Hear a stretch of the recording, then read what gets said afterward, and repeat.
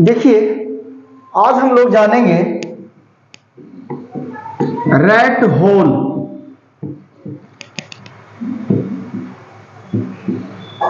Rat hole क्या है? देखिए, रैट होल से पता चल रहा है कि लग रहा है कि एक रैट माने चूहा और होल माने छिद्र। इससे अंदाजा आप लगा सकते हैं कि एक छिद्र की बात कर रहा है, सुरंग की बात कर रहा है। भारत सरकार ने 1973 में देश में खनिज संपदा का राष्ट्रीयकरण किया और राष्ट्रीयकरण करके भारत सरकार ने यह साबित किया कि खनिज संपदा भूगर्भ में जो है, जो राष्ट्र की संपत्ति है, देश की संपत्ति है और इस पर कोई किसी निजी व्यक्ति का अधिकार नहीं हो सकता। लेकिन यह नियम बनने के बाद भी भारत के पूर्वोत्तर राज्य अरुणाचल प्रदेश, नागालैंड, मणिपुर, मिजोरम, असम, त्रिपुरा और मेघालय, इन स्टेटों में यह खनिज संपदा का मालिक आज भी एक समुदाय है। आज भी पूर्वोत्तर भारत के राज्यों में, वहां के नजदीकी क्षेत्र में, वहां के जनजातियों का इस पर एक निजी अधिकार है और निजी अधिकार होने के बाद वहां के लोग अपने परिवार के साथ मिलकर के, अपने समुदायों में, अपने एक संगठन में मिलकर के और खनिज संपदा को धड़ल्ले से निष्कर्षण कर रहे हैं, निकाल रहे हैं और खुले तौर पर उसे मार्केट में बेच रहे हैं। और बेचते बेचते एक ऐसा हुआ कि एक सुरंग का रूप धारण कर लिया। इसे ही रैट होल कहा जाता है।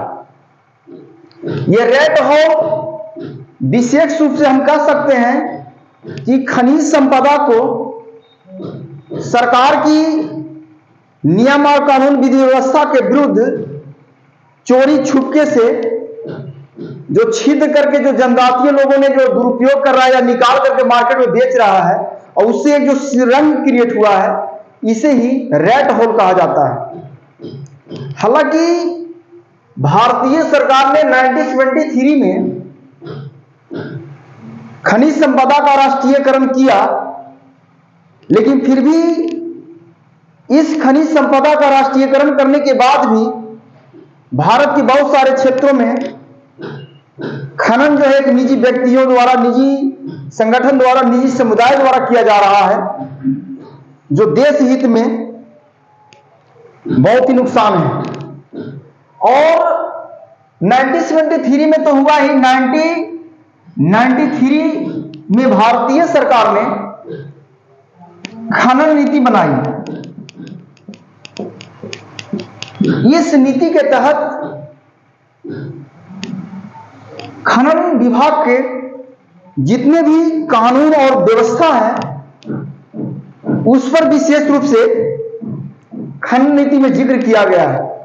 और खनन नीति में यह पूर्णतः रूप से स्पष्टीकरण है कि कोई भी खनन निजी व्यक्तियों द्वारा नहीं किया जा सकता और अगर कोई कर रहा है तो कानून के नजर में यह एक अपराध है।